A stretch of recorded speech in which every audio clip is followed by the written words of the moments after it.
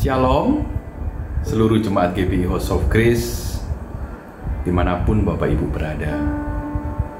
Hari ini kita kembali ibadah online, dan mungkin di tahun 2020, di tahun 2021, kita nggak pernah berpikir bahwa ada ibadah secara online. Tidak mengenal kita ada istilah-istilah baru. Salah satu contohnya adalah social distancing, PSBB, antigen, rapid test. Banyak istilah-istilah yang kita nggak pernah mengenal akan hal itu. Tapi apa yang terjadi? Tuhan izinkan hari ini, mau nggak mau, kita harus terima akan istilah-istilah baru itu. Bahkan cara ibadah, Tuhan hari ini sudah sediakan secara virtual, secara teknologi.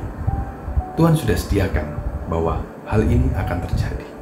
Oleh sebab itu, di tengah-tengah pandemi, kita harus intim dengan Tuhan. Kita harus terus mencari wajah Tuhan. Karena ketika nanti masa pandemi ini selesai, kita akan menjadi umat pemenang atau bahkan umat yang lemah. Bapak Ibu, sebelum kita bersama-sama memuji, menyembah, memberikan waktu yang terbaik untuk Tuhan, satu ayat yang mau saya bacakan di Matius 7 ayat 7. Mintalah, maka akan diberikan kepadamu. Carilah, maka kamu akan mendapat. Ketuklah, maka pintu akan dibukakan bagimu. Firman Tuhan yang luar biasa, dan sudah jelas di situ dikatakan, mintalah, maka akan diberi. Ketuklah, maka pintu akan dibukakan. Apapun masalahmu, Bapak Ibu, sediakan waktu yang terbaik untuk Tuhan. Karena hari ini adalah harinya Tuhan. Hari ini adalah waktu kita memuji, menyembah, serta mendengarkan firman Tuhan. Sebelum kita bersama-sama mengawali ibadah, terlebih dahulu Bapak Ibu kita berdoa bersama. Tuhan, kami bersyukur, Tuhan yang baik. Terima kasih Tuhan atas penyertaan-Mu dalam setiap hidup kami. Kami bersyukur untuk hari ini, hari yang baik bagi setiap kami. Tuhan, kiranya Engkau terus membimbing kami di dalam setiap ibadah dari awal, pertengahan, hingga akhir. Kiranya Roh Kudus-Mu Tuhan turut campur tangan dalam setiap hati kami. Biarlah bukan kami hanya mendengar, tapi karena jadikanlah kami pelaku. Kami ingin belajar memuji Engkau lebih lagi, menyembah Engkau lebih lagi Tuhan. Berikan setiap kami haus dan lapar akan kebenaran-Mu. Di dalam nama Yesus, di dalam nama Yesus, kami percaya Tuhan penyertaan-Mu sempurna dalam setiap hidup kami. Di dalam nama Yesus, yang percaya, katakan bersama-sama. Haleluya. Amin. Amin. Amin. Selamat beribadah. Tuhan Yesus memberkati. Shalom semua umat Tuhan. Haleluya.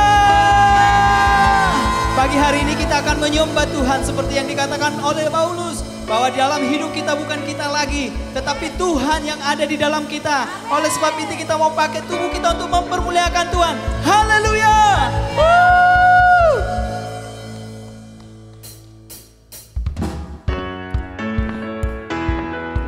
Mari semua umat Tuhan kita akan menyembah Tuhan.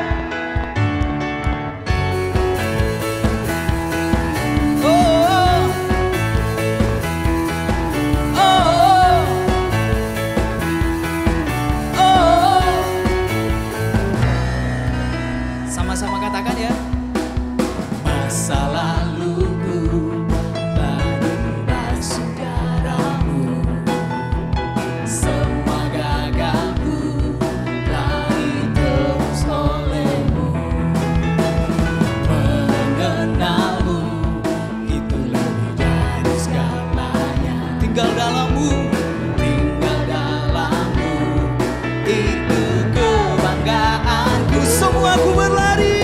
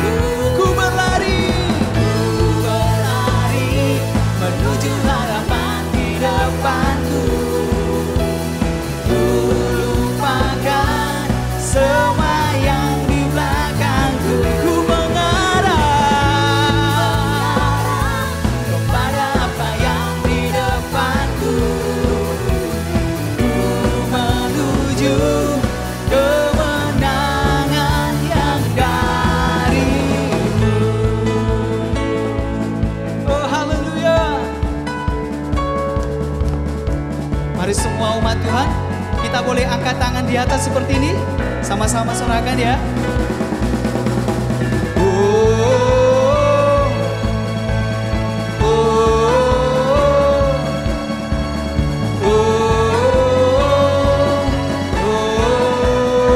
Lebih keras lagi ya.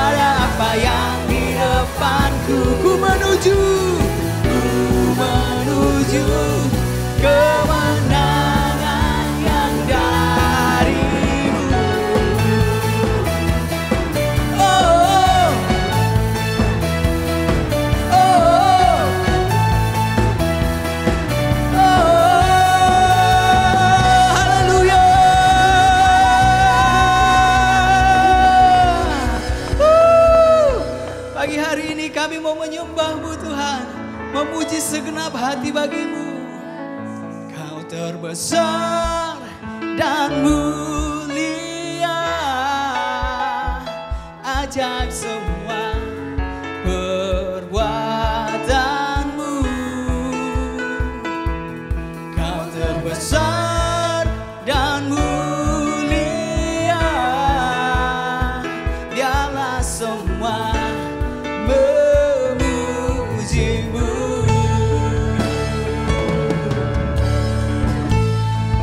pagi hari ini dengan segenap hati kami mau bernyanyi bagi Tuhan.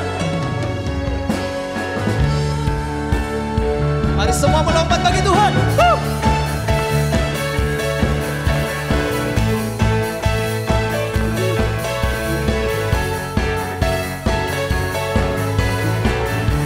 Sama-sama katakan segenap hati. Segenap hati aku memuji, segenap jiwa aku bernyanyi. Karena Roh-Mu ada dalamku, Tuhan. Ku angkat tanganku memuji, ku angkat suara dan bernyanyi. Karena Roh-Mu ada dalamku, Tuhan. Mari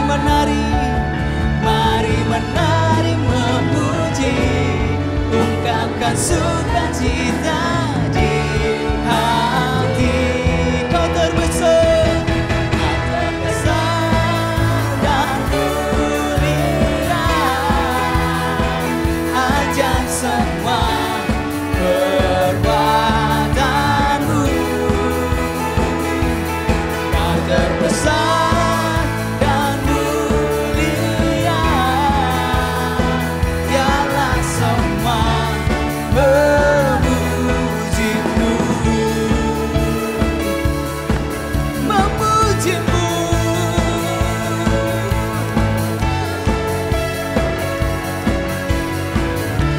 katakan segenap hati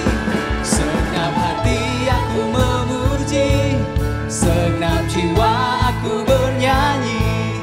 Karena Roh-Mu ada dalamku, Tuhan. Ku angkat tanganku memuji, ku angkat suara dan bernyanyi. Karena Roh-Mu ada dalamku, Tuhan. Mari semua umat Tuhan menari, memuji, ungkapkan sukacita di hati. Are you ready? Kau terbesar dan mulia,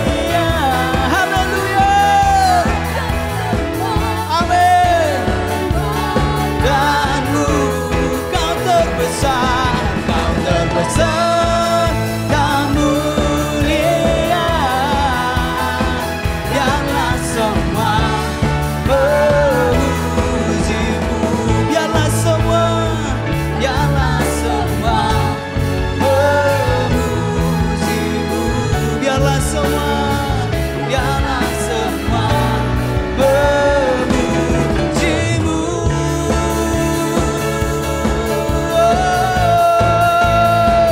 Memujimu Tuhan.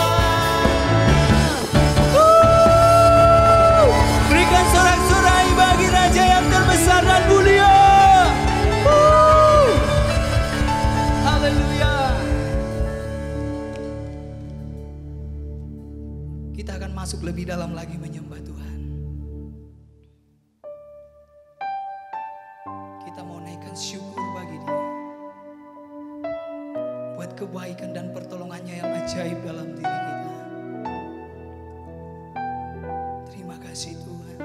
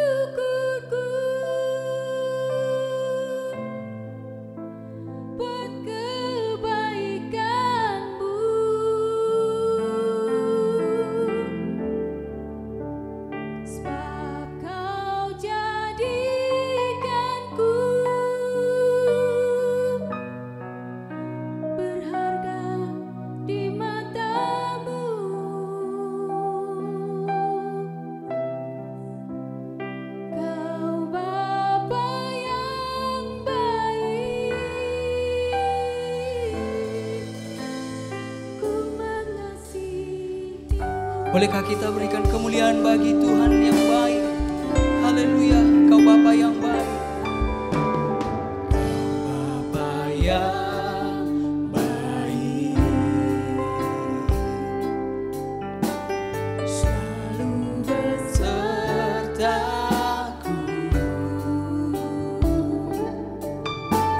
Setiap detik, setiap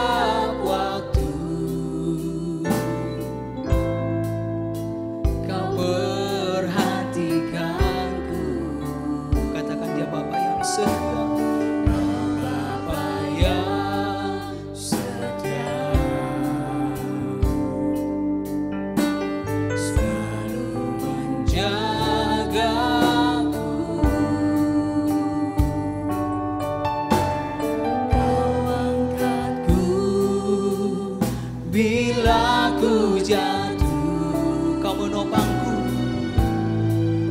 Kau menopangku. Ku berikan syukur, berikan syukurku buat kebaikan-Mu.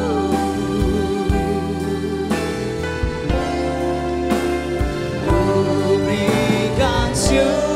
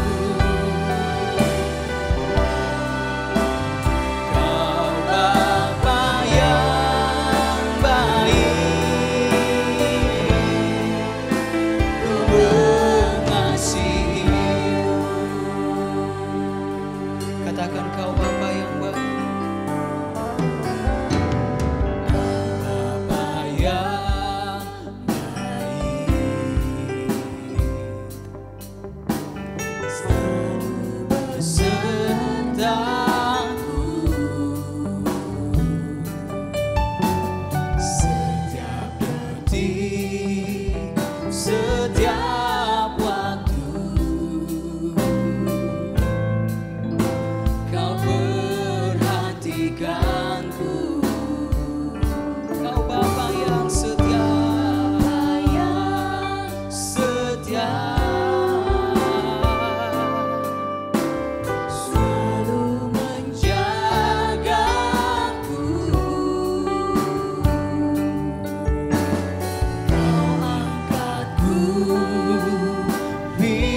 aku jatuh, Kau menopangku,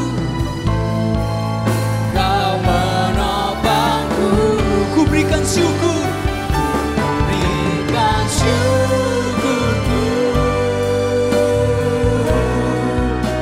buat kebaikan-Mu.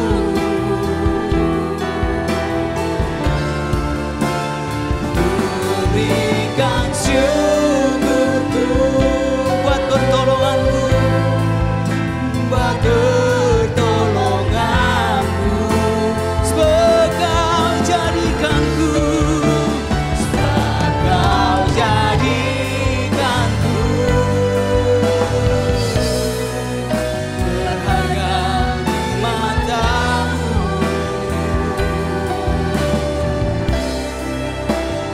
Kau Bapa yang baik, ku mengasihi-Mu, ku berikan syukurku, berikan syukurku buat kebaikan-Mu Tuhan, kebaikan-Mu. Ku berikan syukurku buat pertolongan-Mu. Sebab Kau jadikanku, sebab Kau jadikanku berharga di mata-Mu. Kau Bapa yang baik, ku mengasihi-Mu, ku mengasihi-Mu, ku berikan syukurku, oh Yesus, berikan syukurku buat kebaikan-Mu. Katakan, ku berikan syukur, ku berikan syukurku buat pertolongan-Mu. Sebab Kau jadikanku berharga di mata-Mu, berharga di mata-Mu.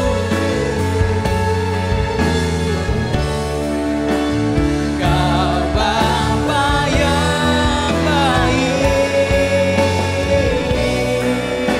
ku mari sekali lagi berikan syukurmu kepada Tuhan. Haleluya. Berikan syukurku buat kebaikan-Mu.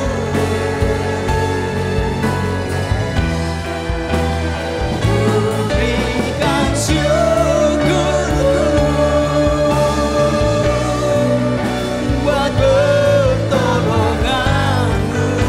Sebab Kau jadikanku, sebab Kau jadikanku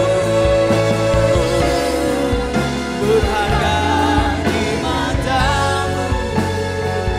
Kau Bapa yang baik, Kau Bapa yang baik, ku mengasihi-Mu. Katakan, Kau Bapa yang baik, Kau Bapa yang baik, ku mengasihi-Mu. Kau Bapa yang baik, Kau Bapa yang baik, ku mengasihi-Mu. Mari berikan tepuk tangan bagi Raja yang mulia, Bapa yang baik. Syukur bagi-Mu,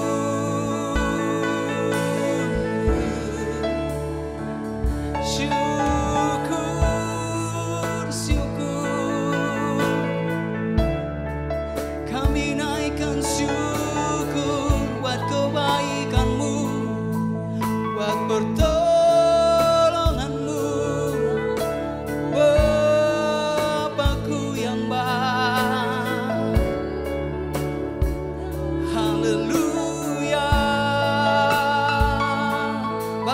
aku yang ajaib.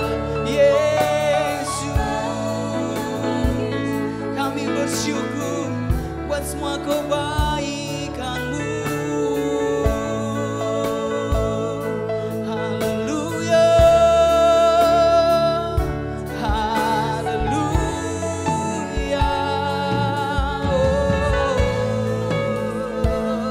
Mari semua umat Tuhan, pagi hari ini angkat tanganmu, naikkan syukur bagi Dia Bapa yang baik, naikkan syukur bagi Yesus Kristus, naikkan syukur bagi Allah Roh Kudus.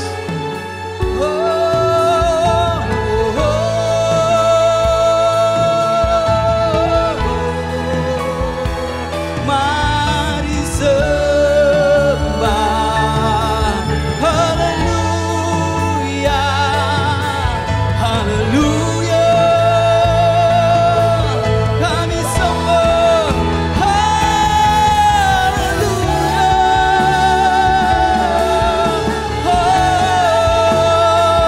Glory, glory, glory, glory, glory.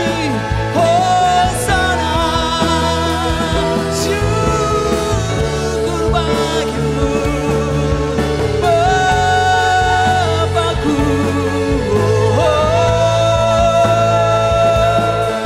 Haleluya, haleluya,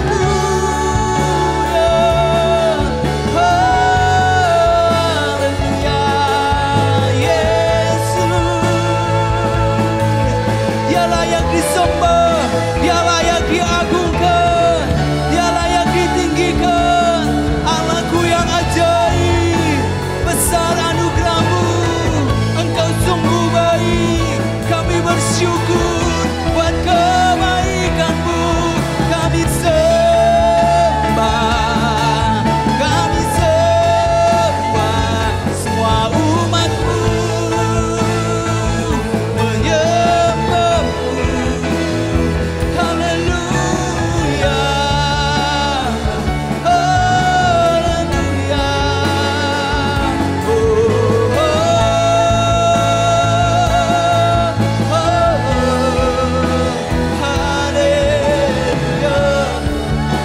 Haleluya, Hosana, Hosana, Hosana. Haleluya. Oh, kami rasakan hadirat-Mu Tuhan. Kami rasakan kebaikan-Mu. Roh kami menyembah-Mu. Oh, jiwa kami tenang dalam hadirat-Mu. Kami menaikkan hosana bagi Raja. Hosana bagi Yesus Kristus. Hosana bagi Allah Roh Kudus.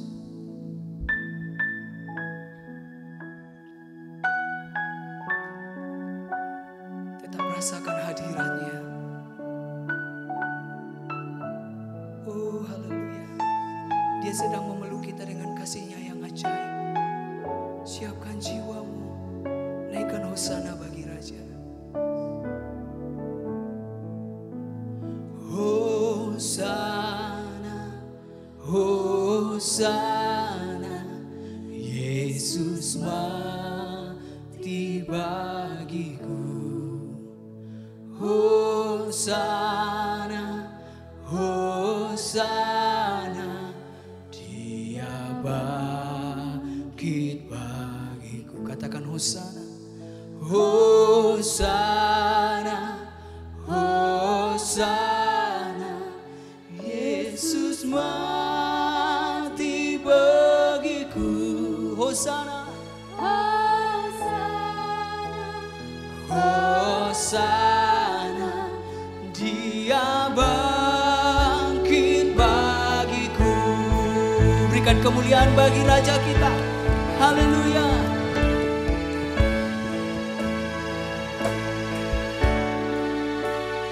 Yang lemah dikuatkan, yang miskin diperkaya, yang buta pun melihat. Semua Dia buat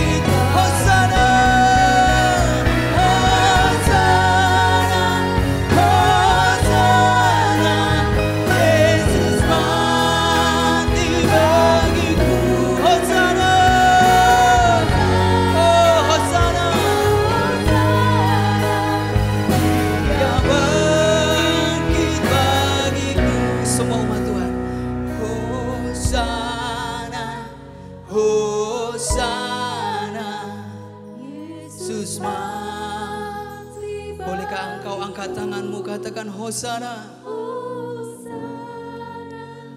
Hosana, Dia bangkit bagiku. Sekali lagi Hosana.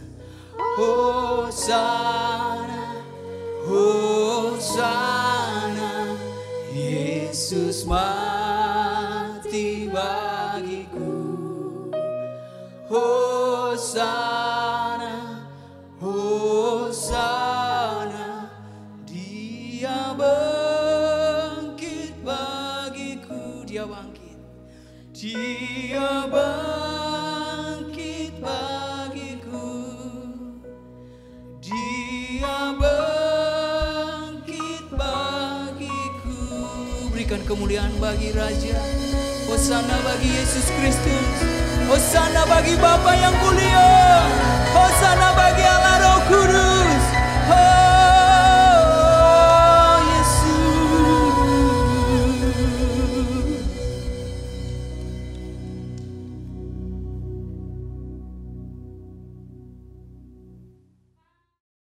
Haleluya, haleluya, haleluya. Puji Tuhan. Bapak Ibu, kita bersama-sama sudah memuji, menaikkan ucapan syukur, serta bersama-sama menaikkan pujian yang sudah Tuhan izinkan pada setiap kita hari ini. Dengan penuh antusias, hari ini Bapak Ibu, Tuhan mengizinkan pada setiap kita untuk memberikan persembahan yang terbaik. Bapak Ibu bisa memberikan persembahan, diakonia, atau perpuluhan lewat nomor rekening atau QR Code yang ada di layar kaca Bapak Ibu Saudara. Silakan dan selamat menabur. Namun sebelumnya Bapak Ibu, kita bersama-sama berdoa. Dan kita sebentar lagi kita akan mendengarkan firman Tuhan yang akan disampaikan oleh hambanya, yaitu Pastor Doni Tatimu. Sebelumnya, mari kita berdoa. Tuhan, kami bersyukur atas berkat secara materi yang sudah Engkau izinkan pada setiap kami. Kami bersyukur Tuhan, hari ini Engkau mengizinkan pada setiap kami memberikan persembahan, mengembalikan apa yang menjadi kewajiban bagi setiap kami. Kami rindu Tuhan akan memberikan persembahan. Kami rindu untuk memberikan diakonia. Kami rindu Tuhan untuk memberikan persepuluhan. Karena kami percaya Tuhan, orang tidak akan pernah kekurangan ketika memberi untuk kerajaan-Mu di tempat ini. Tidak ada orang miskin karena pemberian atau karena memberikan persembahan kepada Engkau. Terima kasih Tuhan, Engkau berikan kami pewahyuan yang baru, seberapa besar yang kami tabur. Penuhi kami dengan hikmat-Mu. Terima kasih ya Bapa, karena kami percaya apapun yang kami berikan akan Engkau kembalikan berlipat kali ganda. Terima kasih ya Bapa. Tuhan, sebentar lagi kami akan mendengarkan firman-Mu. Kami percaya Tuhan, Engkau sudah memberkati. Sudah memberkati setiap apa yang menjadi bahan daripada firman-Mu siang hari ini. Kiranya Engkau memberikan pewahyuan yang baru, hikmat yang baru, sehingga kami anak-anak-Mu, seluruh jemaat boleh menerima, kami boleh mempelajari, kami boleh melakukan atas apa yang kami dengar pada siang hari ini. Berkati setiap kami Tuhan, baharui kami. Terima kasih ya Bapa. Di dalam nama Yesus kami berdoa dan mengucap syukur. Haleluya, haleluya, amin, amin, amin, amin. Oke, yang saya kasih dalam Tuhan Yesus Kristus, satu sukacita untuk berjumpa dengan Anda sekali lagi, terutama untuk memberitakan firman Tuhan kepada setiap kita. Nah, hari ini saya mau bicara kepada Anda tentang kekhawatiran. Saya mau bicara soal kekhawatiran sebab ada banyak orang mungkin hari ini ada dalam kekhawatiran, trauma, ketakutan, depresi ataupun stres. Tapi mari coba kita lihat sesungguhnya apa yang Tuhan Yesus mau sampaikan kepada kita tentang kekhawatiran ini. Dan Dan saya berdoa Roh Kudus menjamah hati Anda dan benar-benar berkarya dan bekerja dalam kehidupan Anda dan saya.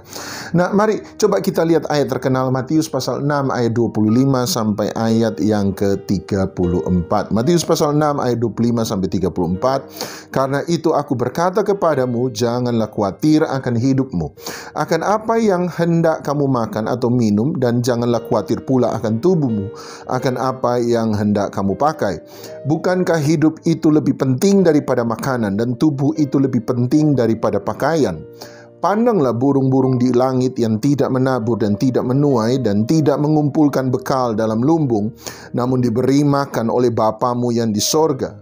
Bukankah kamu jauh melebihi burung-burung itu? Ayat 27.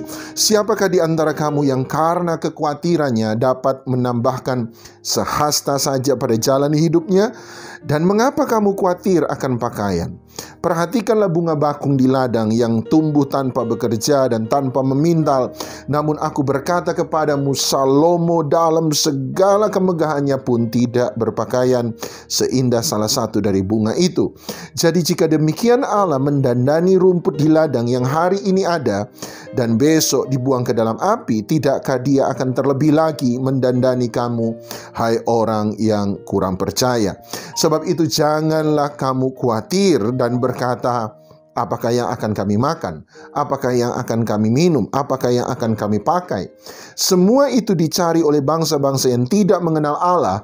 Akan tetapi Bapamu yang di sorga tahu bahwa kamu memerlukan semuanya itu. Ayat 33. Tetapi carilah dahulu kerajaan Allah dan kebenarannya, maka semuanya itu akan ditambahkan kepadamu. Ayat 34. Sebab itu janganlah kamu khawatir akan hari besok, karena hari besok mempunyai kesusahannya sendiri. Kesusahan sehari cukuplah untuk sehari. Hari ini saya mau bicara soal kekhawatiran. Dan ketika Tuhan Yesus bicara tentang khawatir, Dia berkata, jangan kamu khawatir. Saya pribadi percaya ketika Tuhan Yesus berkata jangan kamu khawatir, yang Dia maksudkan adalah bukan berarti kita tidak boleh sama sekali khawatir. Anda lihat, saya tidak peduli berapapun besar kerohanian Anda, berapapun tinggi iman Anda kepada Tuhan. Kalau Anda satu kali tiba-tiba Anda sementara santai, Anda sementara di rumah, Anda sementara tenang, tiba-tiba Anda mendapat telepon bahwa orang yang Anda cintai, salah satu orang yang Anda kasih mengalami sebuah kemalangan, maka tidak peduli berapapun besar iman, berapapun besar rohani Anda, pasti ada setitik kekhawatiran dalam kehidupan kita. Saya pribadi percaya ketika Tuhan Yesus berkata jangan kamu khawatir, yang Dia maksudkan adalah bukan kita tidak boleh sama sekali khawatir. Saya percaya ketika Dia berkata jangan kamu khawatir, yang Dia maksudkan adalah jangan tinggal di dalam kekhawatiran. Anda lihat, bagi saya sederhana, kekhawatiran seperti kemarahan dalam Alkitab. Alkitab tidak pernah melarang kita marah. Yang Alkitab larang adalah kita tinggal dalam kemarahan. Ayat terkenal adalah apa yang dikatakan oleh Paulus ketika dia berkata, jangan marah sampai matahari terbenam. Jelas ayat itu melarang kita bukan tidak boleh marah, tapi melarang kita untuk tinggal di dalam kemarahan. Jangan sampai matahari terbenam. Sebab Anda lihat, yang berbahaya bukan kemarahannya sebenarnya, tetapi yang berbahaya adalah ketika kemarahan itu dibiarkan tak terselesaikan, maka kemarahan itu akan berubah menjadi kebencian. Yang berbahaya bagi jiwa Anda dan saya adalah bukan kemarahannya sebenarnya. Yang berbahaya bagi jiwa Anda dan saya adalah ketika kemarahan tak terselesaikan, dia membusuk dan berubah menjadi racun bagi jiwa manusia yang bernama kebencian. Kebencian itulah yang membunuh jiwa, hati nurani, akal sehat Anda dan saya. Sama pula seperti kemarahan, demikian pula dengan kekecewaan. Anda lihat, saya percaya bahwa Alkitab sebenarnya bukan melarang kita untuk kecewa, tetapi sebenarnya yang Alkitab larang adalah kita tinggal di dalam kekecewaan. Membiarkan kekecewaan itu tak terselesaikan. Sebab ketika kekecewaan tak terselesaikan, seperti kemarahan berubah menjadi kebencian, demikian pula kekecewaan akan membusuk dan berubah menjadi kepahitan. Yang berbahaya bagi jiwa Anda dan saya sebenarnya bukan kekecewaannya. Yang berbahaya bagi jiwa Anda dan saya sebenarnya adalah kepahitannya. Demikian pula dengan kekhawatiran. Kekhawatiran seperti kemarahan, kekhawatiran seperti kekecewaan, ketika dibiarkan tak terselesaikan, dia membusuk dan menjadi racun bagi jiwa Anda dan saya yang bernama ketakutan atau trauma. Oleh sebab itu ketika dia berkata, jangan kamu khawatir, yang dia maksudkan adalah jangan pernah tinggal di dalam kekhawatiran. Nah, oleh sebab itu hari ini saya mencoba untuk memberi 4 definisi tentang orang khawatir. Siapa itu orang khawatir? Dengan harapan kalau Anda mengerti, oh orang khawatir adalah orang yang seperti itu, maka harapannya adalah Anda tahu sekarang bagaimana untuk berperang dan mengalahkan kekhawatiran dalam kehidupan Anda dan saya, sehingga kita tidak tinggal di dalam kekhawatiran. Secara cepat, mari saya beri 4 definisi tentang kekhawatiran. Saya hanya bisa memberi 4, ya setahu saya. Semoga di lain waktu kita bisa menambahkan beberapa hal dalam daftar tersebut. Yang pertama, menurut saya kekhawatiran adalah, menurut Matius 6 ayat 25-34, kekhawatiran adalah orang yang khawatir adalah orang yang tidak tahu arti nilai dalam kehidupannya. Orang yang khawatir adalah orang yang tidak tahu arti nilai hidupnya. Berkali-kali dalam Matius 6, kalau Anda perhatikan, berkali-kali Tuhan Yesus berkata, bukankah kamu lebih daripada itu? Bukankah kamu lebih daripada burung-burung di langit? Bukankah kamu lebih daripada bunga bakung di ladang? Bukankah tubuhmu lebih penting daripada pakaian? Bukankah tubuhmu lebih penting daripada makanan? Berkali-kali Tuhan Yesus berkata, lebih, kamu lebih, kamu lebih, kamu lebih, kamu lebih. Kenapa? Sebab orang yang khawatir adalah orang yang tidak tahu arti nilai sesungguhnya dalam kehidupannya. Orang yang khawatir, saya lihat dalam Matius 6 ayat 25-34, orang yang khawatir adalah orang yang menaruh nilai hidupnya dari apa yang dia miliki. Arti hidup bagi orang khawatir terletak pada kepemilikannya. Dalam hal ini, apa yang dia makan, minum, dan pakai. Artinya orang yang khawatir adalah orang yang sudah meletakkan nilai hidupnya kepada merek baju yang dia pakai. Orang yang khawatir adalah orang yang meletakkan nilai hidupnya pada mewahnya restoran di mana dia makan. Orang yang khawatir adalah orang yang meletakkan nilai hidupnya pada megahnya rumah yang dia tinggali, mahalnya mobil yang dia kendarai. Tuhan Yesus berkata, berarti arti hidup seseorang tidak boleh diletakkan kepada kepemilikan. Anda lihat, dia meletakkan arti hidup seseorang kalau begitu pada apa? Saya percaya arti hidup seseorang diletakkan kepada fungsi. Dia berkata, pandanglah burung di udara. Dia berkata, pandanglah bunga bakung di ladang. Pertanyaan sederhana saya adalah, apa perbedaan antara kita manusia dengan binatang, burung di udara, dengan tumbuh-tumbuhan, bunga bakung di ladang? Ya, saya tahu kita beda spesies, tetapi persoalan sesungguhnya adalah apa perbedaan sesungguhnya dari kita? Bukankah saya ciptaan Tuhan? Burung di udara juga adalah ciptaan Tuhan. Anda lihat yang membuat saya berbeda dengan binatang, yang membuat saya berbeda dengan tumbuh-tumbuhan adalah ketika Tuhan menciptakan saya, Dia memberikan saya zat ilahi di dalam kehidupan saya. Dia memberi rohnya dalam hidup Anda dan saya. Mengapa? Zat ilahi tersebut ada supaya kita bisa menggenapi tujuan ilahi dalam kehidupan kita. Anda lihat, itu sebabnya saya berbeda dengan mereka, sebab saya punya tujuan, saya punya fungsi dalam kehidupan ini. Ada banyak orang yang gagal untuk menjalankan fungsi dalam kehidupannya. Fungsi bukan berarti kita punya pekerjaan. Fungsi berbeda dengan pekerjaan, fungsi berbeda dengan profesi. Fungsi bicara tentang bagaimana kita menggenapi tujuan Tuhan terutama dalam kehidupan kita. Anda lihat John Maxwell mengatakan sesuatu yang sangat luar biasa ketika dia berkata, tempat yang paling mahal di seluruh dunia seringkali adalah tempat pemakaman. Kenapa? Sebab di tempat pemakaman ada banyak emas yang terkubur subur di dalamnya, sebab ada banyak orang mati tanpa pernah mempergunakan potensi yang ada dalam kehidupannya. Ada banyak orang mati dengan emas di dalam dirinya, potensi. Dia gagal untuk meraih sebuah fungsi. Fungsi ini penting sebab dia menyuruh Anda dan saya untuk berfungsi. Anda lihat Matius pasal 6 bicara tentang makan, minum, dan pakai, bukan?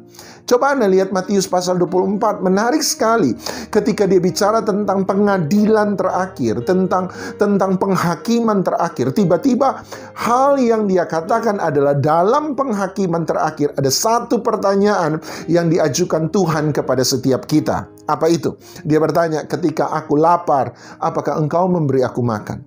Ketika aku haus, apakah engkau memberi aku minum? Ketika aku telanjang, apakah engkau memberi aku pakaian? Perhatikan, luar biasa. Matius 6 dan Matius 24 adalah sebuah paradoks yang luar biasa.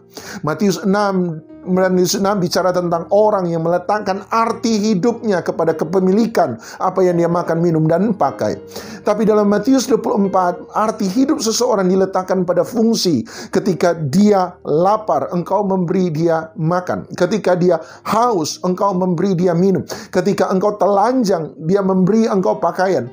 Fungsi. Pada akhirnya yang dia tanya bukan apa yang kita miliki, Matius 6. Tapi pada akhirnya yang dia tanya adalah apa yang sudah kita kerjakan selama kita hidup, Matius pasal 24. Orang harus berfungsi. Orang yang khawatir adalah orang yang gagal untuk berfungsi dalam hidup ini. Orang yang khawatir adalah orang yang gagal melihat arti nilai kehidupan yang sesungguhnya. Mengapa Tuhan menciptakan dia, arti nilai dalam hidupnya. Yang kedua, orang yang khawatir bukan hanya orang yang gagal menemukan arti nilai kehidupan, tapi nomor dua buat saya sederhana, orang yang khawatir adalah orang yang salah dalam memandang. Persoalan kekhawatiran adalah persoalan cara pandang. Sekali lagi, persoalan kekhawatiran adalah persoalan perspektif, cara pandang. Itu sebabnya Tuhan Yesus dalam Matius 6 berkata, pandanglah burung di udara. Dia berkata, pandanglah bunga bakung di ladang. Solusi dari kekhawatiran buat Tuhan Yesus sederhana. Robah cara pandang Anda dan saya. Mengubah cara pandang kita. Ada kalimat peribahasa yang bagus sekali yang berkata, kalau kamu tidak bisa mengubah sebuah masalah, robahlah cara pandangmu terhadap masalah tersebut. Maka kamu akan melihat masalahnya dengan cara yang berbeda. Agak filosofis, tapi mari coba renungkan. Kalau engkau tidak bisa mengubah sebuah masalah, maka engkau perlu mengubah cara pandangmu terhadap masalah tersebut. Maka engkau akan melihat masalah itu dengan cara yang berbeda. Persoalan dari sesuatu adalah persoalan cara pandang. Cara pandang Anda dan saya lah akan menentukan tindakan dalam kehidupan seseorang. Sekali lagi, cara pandang Anda dan saya, apa perspektif kita akan menentukan action, tindakan dalam kehidupan Anda dan saya. Kenapa si Bapak A melakukan itu? Sebab cara pandangnya sebenarnya demikian.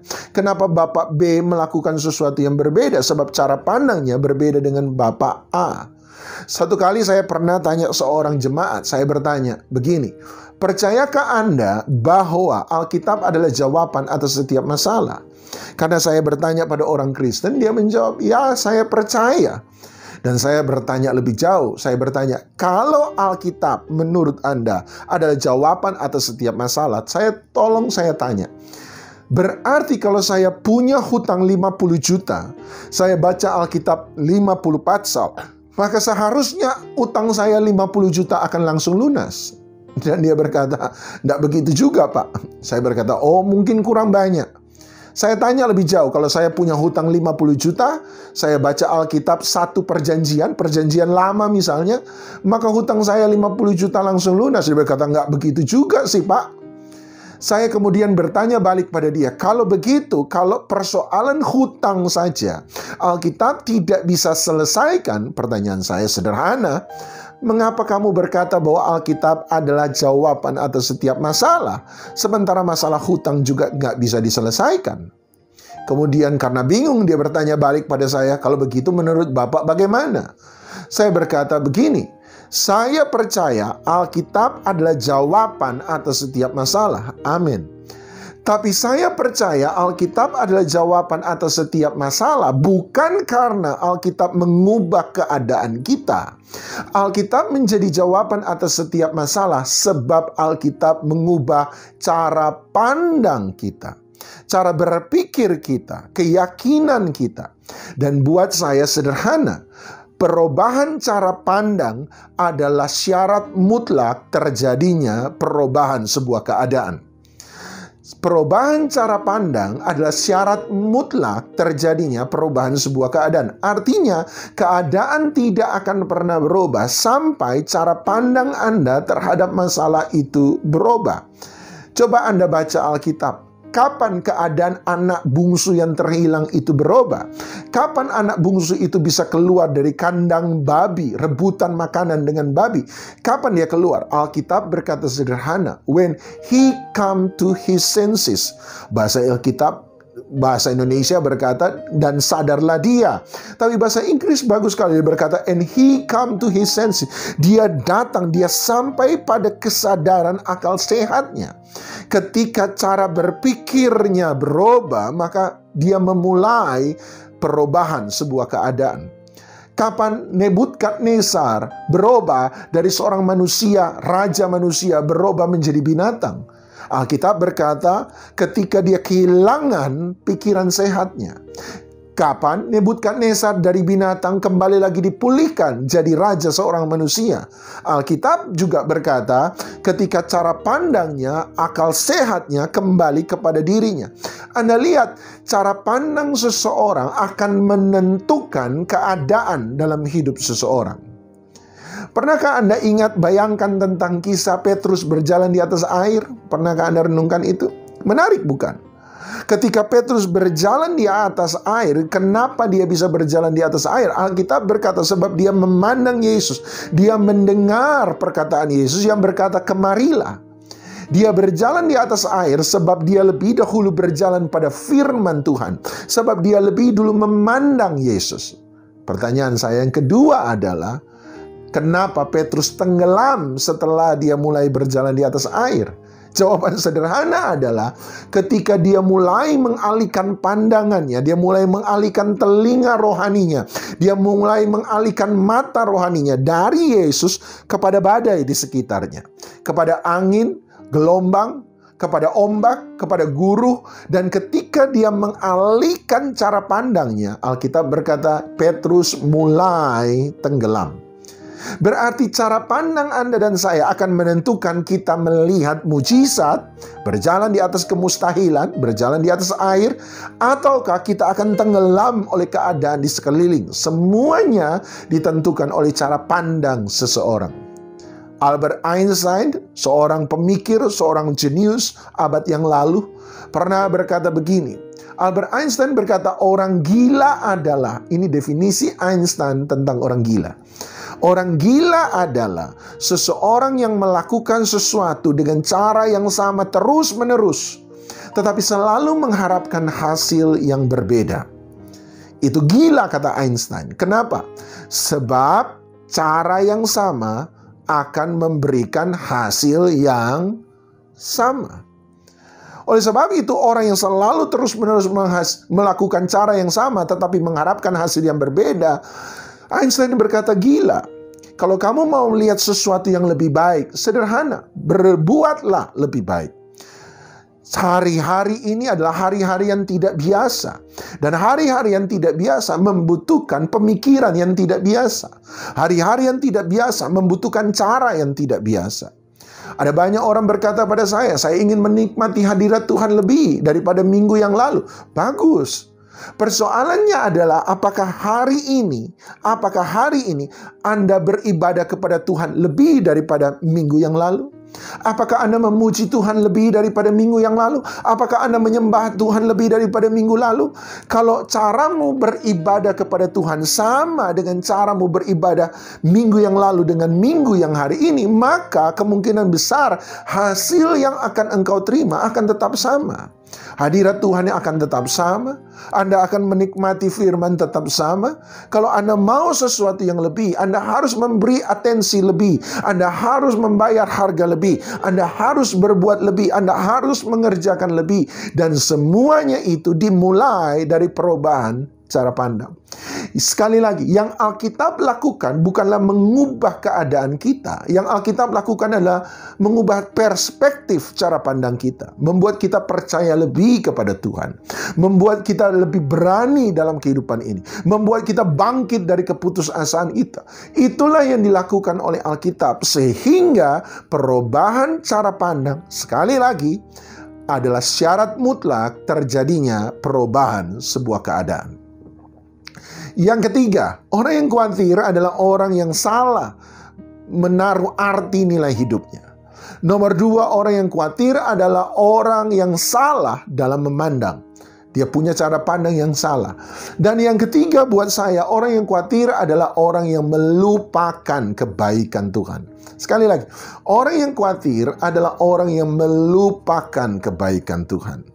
Orang yang khawatir bukan orang yang tidak pernah mengalami kebaikan Tuhan. Orang khawatir adalah orang yang pernah mengalami kebaikan Tuhan.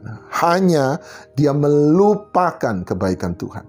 Tuhan Yesus berkata, pandanglah burung di udara yang tidak menabur dan tidak menuai, diberi makan oleh Tuhan. Bukankah itu kebaikan Tuhan? Dia sementara mengingatkan mereka tentang Tuhan yang baik. Dan saya bertanya pada Tuhan, saya bertanya pada diri saya sendiri, kenapa orang suka melupakan kebaikan Tuhan?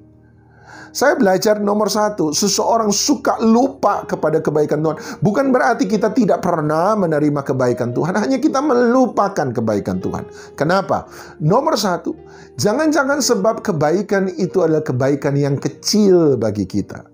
Sesuatu yang kecil, sesuatu yang tidak berarti. Burung di udara Tuhan pelihara, Tuhan beri makan sekalipun tidak menabur dan menuai. Buat kita itu kebaikan yang kecil. Setiap tarikan nafas adalah sebuah kebaikan Tuhan yang kecil. Bunga bakung di ladang, kebaikan Tuhan yang kecil. Kita sering kali lupa sebab bagi kita itu adalah sesuatu yang sepele, sesuatu yang kecil, sesuatu yang tidak berarti.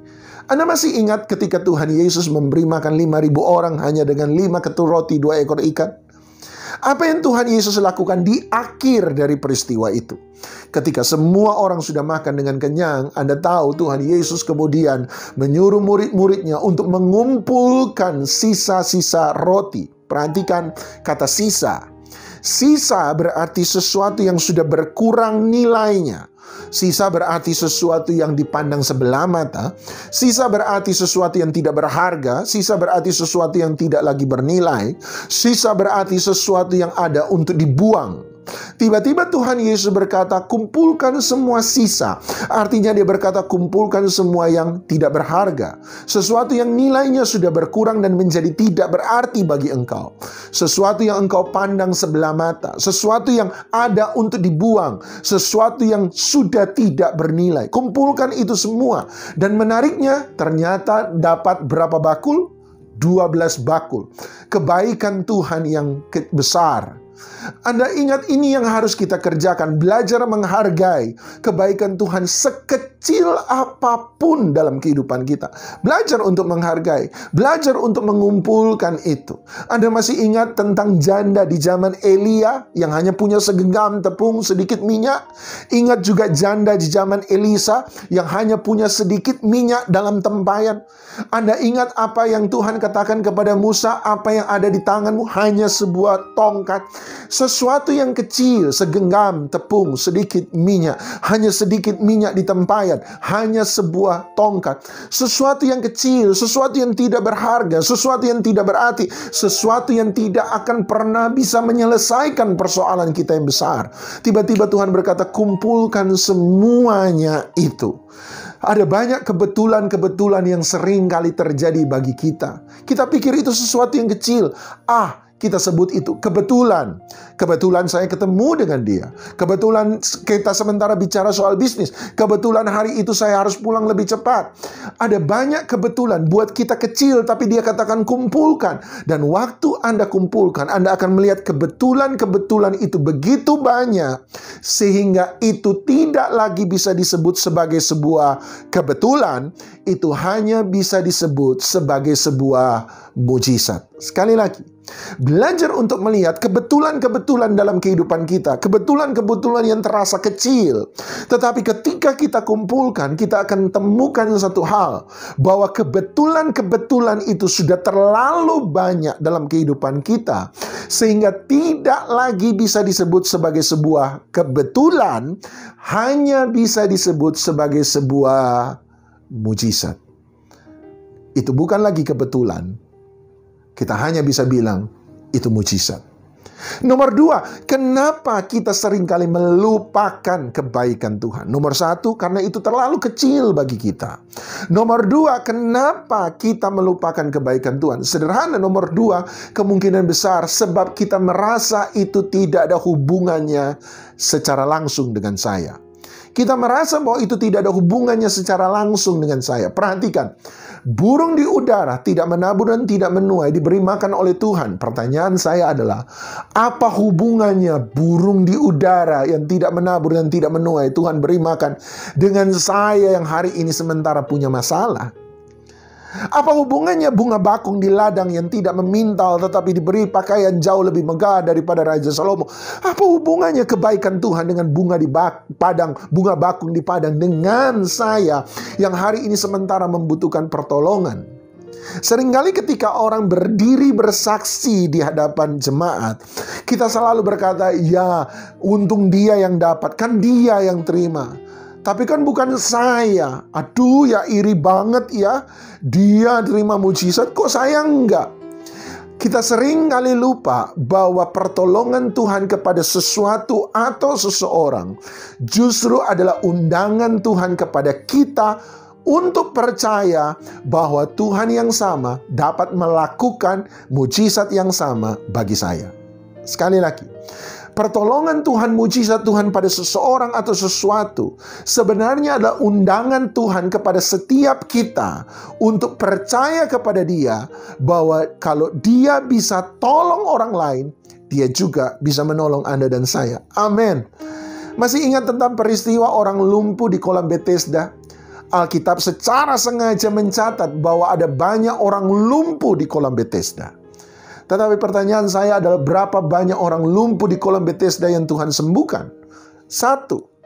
Misalnya ada 1000 orang lumpuh, Tuhan hanya menyembuhkan 1. Yang 999 bisa iri kepada yang 1. Atau yang 999 bisa berkata ini, kalau dia yang lumpuh, Tuhan bisa tolong. Kalau dia yang lumpuh, Yesus bisa sembuhkan. Bukankah asalkan saya datang pada Yesus yang sama, saya yang lumpuh pun bisa disembuhkan oleh Dia? Amin. Anda tangkap itu? Setiap mujizat yang Tuhan lakukan pada orang lain adalah undangan kepada kita untuk percaya bahwa Tuhan yang sama, Yesus yang sama, dapat buat mujizat yang sama kepada Anda dan saya. Tapi seringkali kita lumpuh. Kita lebih memilih untuk iri sebab kita lebih memilih untuk marah. Kita lebih memilih untuk kecewa kepada orang lain, kepada Tuhan, lebih daripada belajar untuk percaya kepada Dia. Dimanapun Anda berada hari ini, saya mau berkata, betul di luar sana ada banyak kehilangan. Di luar sana ada banyak persoalan. Tapi juga di luar sana ada orang-orang yang percaya dan ditolong oleh Tuhan. Ada orang-orang yang percaya mengalami mujizat demi mujizat di tahun-tahun yang penuh dengan kesempitan hari ini. Tahun-tahun yang penuh dengan tekanan hari ini. Bukankah itu adalah undangan yang sama? Kalau mereka Tuhan bisa tolong, Anda dan saya pun Tuhan bisa tolong. Amin. Yang keempat, yang terakhir. Orang yang khawatir adalah orang yang salah dalam menilai arti hidupnya. Orang yang khawatir adalah orang yang salah dalam memandang. Orang yang khawatir ketiga adalah orang yang lupa akan segala kebaikan Tuhan. Yang keempat, orang yang khawatir buat saya sederhana adalah orang yang kurang percaya. Ayat 30 dia berkata, hai kamu yang kurang percaya. Dia menyebut orang yang khawatir sebagai orang yang kurang percaya. Sekali lagi, orang yang kurang percaya bukan orang yang tidak percaya. Mereka percaya, hanya mereka kurang percaya. Kurang percaya artinya ada hal-hal di mana kita bisa percaya pada Tuhan. Tapi ada hal-hal di mana kita juga tidak bisa mempercayai Tuhan. Saya beri contoh. Kalau ditanya, apakah Anda percaya bahwa Tuhan Yesus sanggup menyembuhkan influenza, flu, pilek, dan orang akan berkata, yes, haleluya, haleluya, percaya.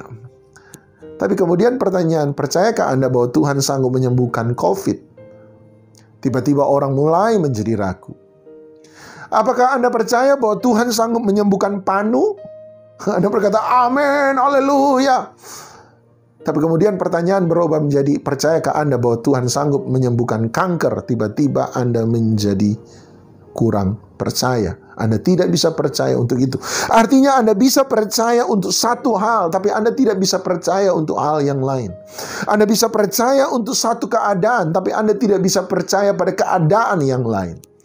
Paling tidak ada 3 hal yang dicatat, 3 area yang saya catat, di mana sering kali kita gagal untuk mempercayai Dia. Kurang percaya. Nomor 1, ketika Tuhan Yesus berkata pada ayat yang ke-32, Dia berkata, semua itu dicari oleh bangsa-bangsa yang tidak mengenal Allah. Tetapi kemudian Dia berkata, akan tetapi Bapamu yang di sorga tahu engkau memerlukan semuanya itu. Anda lihat dia bicara tentang Allah dicari oleh bangsa-bangsa yang tidak mengenal Allah. Tapi kemudian dia bicara, tiba-tiba dia mengubah Allah menjadi kata Bapa. Tetapi Bapamu di sorga tahu engkau memerlukan semuanya itu. Seringkali kita bisa percaya bahwa Dia itu Allah, tetapi kita gagal untuk mempercayai bahwa Dia itu Bapa. Itulah yang sebabnya Dia menyebut kita kurang percaya. Allah selalu punya konotasi dengan Tuhan yang Maha Kuasa, Tuhan yang sanggup melakukan segala sesuatu. Tapi Bapa selalu punya konotasi dengan pribadi yang ada di dalam kita, dekat dengan kita. Kita seringkali percaya bahwa Dia itu Allah yang Maha Kuasa, tapi kita gagal untuk mempercayai bahwa Allah yang Maha Kuasa adalah Bapa yang baik, yang Dia katakan tahu bahwa engkau memerlukan semuanya itu. Percayakah Anda bahwa Dia itu Bapa kita? Dan Dia bertanggung jawab penuh untuk memenuhi semua keperluan kita? Kalau Anda percaya, kenapa Anda khawatir? Itu yang Dia mau katakan. Yang kedua, area yang seringkali kita tidak bisa percaya ada pada ayat 33, ayat terkenal. Ketika Dia berkata, carilah dahulu kerajaan Allah dan baris bawahi kata kebenarannya, prinsipnya. Anda lihat kerajaan Allah selalu bekerja dalam sebuah prinsip. Artinya begini, ini yang saya mau katakan, maka semuanya itu akan ditambahkannya kepadamu. Yang saya mau katakan adalah bahwa dalam kerajaan sorga selalu punya prinsipnya. Perhatikan baik-baik. Setiap janji Allah, setiap janji berkat Tuhan dalam Alkitab selalu didahului oleh perintah Tuhan. Setuju? Pernahkah Anda perhatikan? Setiap janji Allah dalam Alkitab, setiap janji berkat Allah dalam Alkitab selalu didahului oleh perintah Tuhan. Saya beri contoh Ulangan 28 yang terkenal. Apabila engkau melakukan perintah-perintahku dengan setia, maka aku akan memberkati engkau. Selalu sebelum Dia memberikan janjinya, Dia selalu memberi perintahnya. Yohanes 15 ayat terkenal, kalau kamu tinggal dalam aku dan firmanku tinggal dalam kamu, maka mintalah apa saja yang kamu kehendaki dan kamu akan menerimanya. Sekali lagi, janji selalu diletakkan setelah perintah. Sama-sama katakan, janji selalu diletakkan setelah perintah. Kalau begitu Bapak Ibu, untuk menerima janji Allah, apa yang harus kita lakukan lebih dahulu? Kerjakan perintahnya. Itulah prinsipnya. Dia berkata, carilah dahulu kerajaan Allah dan prinsipnya, kebenarannya, maka semuanya itu apa yang kamu butuhkan akan ditambahkannya kepadamu. Artinya lakukan dulu apa yang diperintahkan. Lakukan dulu apa yang menjadi prioritas bagi Tuhan. Dan kalau itu kita kerjakan dan lakukan, jangan takut, segala sesuatu yang kau perlukan akan ditambahkannya kepadamu. Kata ditambahkan, kalau saya bisa artikan dalam versi modern, adalah bonus. Dia akan memberi bonus itu kepadamu. Sama seperti Anda beli rumah, tiba-tiba karena lagi promo, Anda bukan cuma dapat rumah, tapi Anda dapat mobil. Mobil, ketika Anda beli rumah, dapat mobil, rumah dan mobil, maka mobil itu adalah bonusnya. Buy one, get one free. Anda dapat bonusnya. Tapi catat baik-baik. Anda beli rumah bukan karena kepengen mobil. Setuju? Anda beli rumah sebab Anda butuhkan rumah. Yang Anda cari adalah rumah, bukan mobil. Tapi ketika engkau beli rumah, Anda dapat bonus rumah dan mobil. Sama Matius 6:33. Kalau begitu, mana yang menjadi prioritas? Kerajaan Allah dan kebenarannya atau segala sesuatu yang engkau butuhkan? Sekali lagi dia berkata, first thing first. Yang pertama harus menjadi yang pertama, harus menjadi prioritas. Apa itu? Carilah dahulu kerajaan Allah. Itulah prioritas dalam hidup kita. Dan kalau Anda lakukan itu, jangan khawatir. Tuhan akan menambahkan, membonuskan segala sesuatu yang engkau perlukan. Yang ketiga dan terakhir, area mana yang seringkali kita tidak bisa percaya? Satu, seringkali kita tidak bisa percaya bahwa Dia Bapa yang tahu segala keperluan kita. Nomor dua, seringkali kita tidak bisa percaya bahwa Tuhan itu akan memberikan janjinya ketika kita melakukan perintah-perintahnya. Yang ketiga, mana yang seringkali kita tidak bisa percaya? Ayat 34 berkata sederhana. Kita tidak bisa percaya untuk hari besok. Kita seringkali tidak bisa percaya, dengan kata lain, untuk sesuatu yang kita tidak tahu. Sesuatu yang kita tidak bisa kendalikan. Manusia adalah makhluk yang mau mengendalikan segala sesuatu. Mungkin karena kita diciptakan segambar dan serupa dengan Allah, kita punya sebuah ambisi untuk mengendalikan segala sesuatu. Tetapi manusia tidak akan pernah bisa mengendalikan segala sesuatu. Kekhawatiran sebenarnya adalah upaya manusia untuk mengendalikan segala sesuatu. Anda mungkin pernah dengar kalimat ini. Apa yang kita bisa kerjakan, kerjakanlah. Kenapa? Sebab kemalasan adalah kejahatan di mata Tuhan. Yang setuju katakan amin. Apa yang Anda bisa kerjakan, kerjakanlah. Pertanyaan berikutnya adalah, bagaimana dengan apa yang saya tidak bisa kerjakan?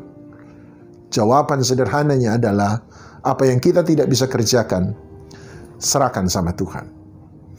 Apa yang Anda bisa pikirkan, pikirkanlah. Apa yang Anda dan saya tidak bisa pikirkan, kita harus buat apa? Serahkan sama Tuhan.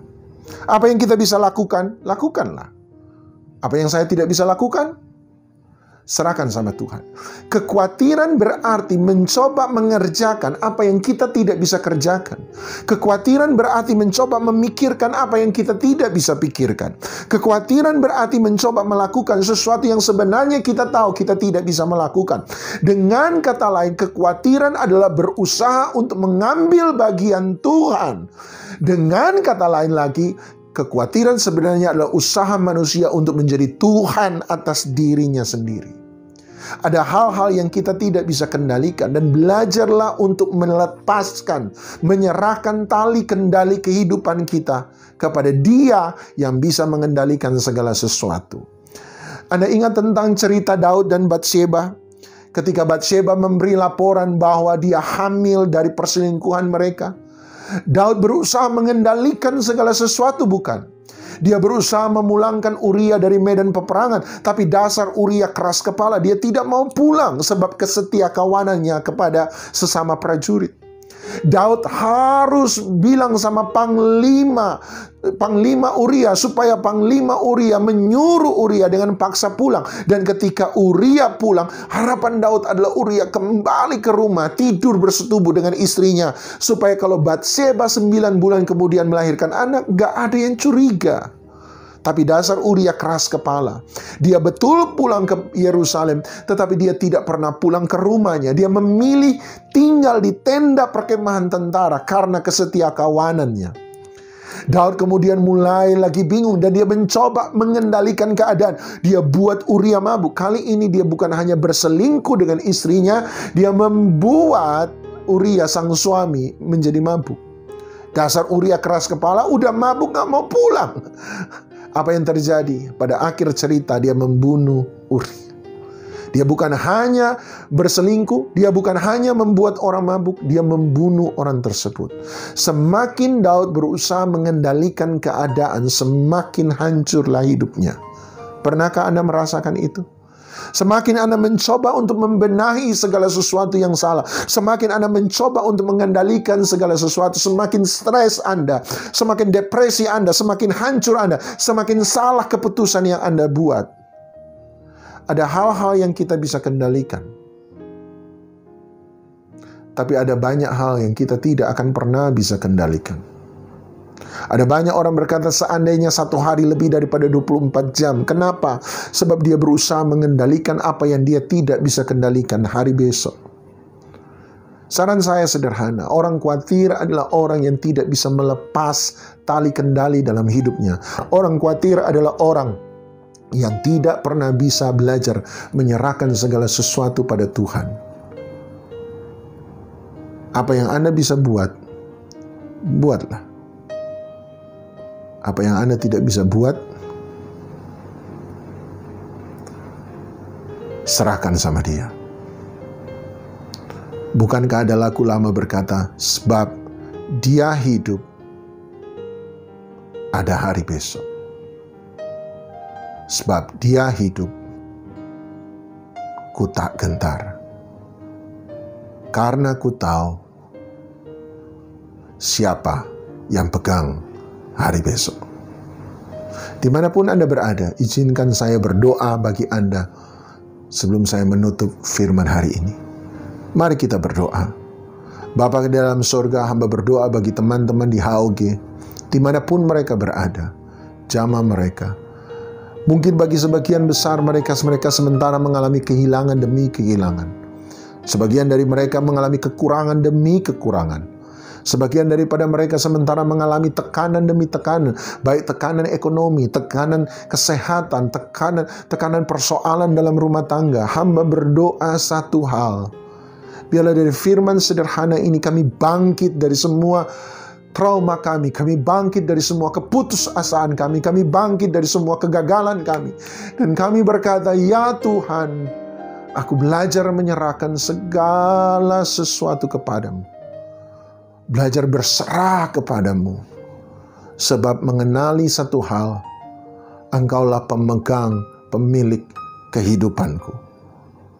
Oleh sebab itu, aku percaya hari ini, Engkau bukan hanya Allah yang maha kuasa. Engkau Bapa yang baik. Engkau yang mengerti semua kebutuhan kami. Engkau yang tahu masa depan kami. Kepadamulah kami berserah. Kepadamulah kami percaya. Kepadamulah kami menyerahkan seluruh hidup kami. Percaya bagi Tuhan tidak ada yang mustahil. Percaya Tuhan Yesus baik. Percaya Engkau memberi yang terbaik bagi kami. Dalam nama Tuhan Yesus Kristus kami sudah berdoa. Haleluya. Amin. Tuhan memberkati.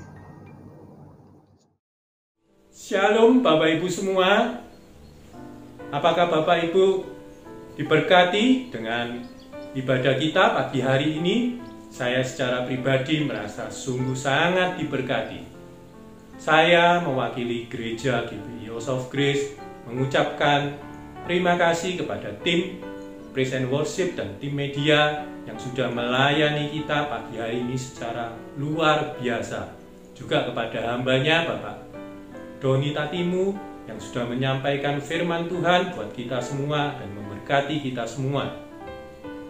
Sebelum kita mengakhiri ibadah kita pagi hari ini, kita akan berdoa dan menerima berkat yang dari Tuhan. Mari kita mengangkat tangan kita dan mengarahkan hati kita untuk menerima berkat yang dari Tuhan ini. Kiranya berkat yang berlimpah-limpah dari Bapa Surgawi dan kuasa dari Sang Firman, Yesus Kristus Tuhan, dan persekutuan di dalam Roh Kudus, menyertai kita semua, mulai saat ini sampai selama-lamanya. Kita yang percaya sudah menerima berkat yang dari Tuhan ini, kita katakan amin. Tuhan memberkati. God bless.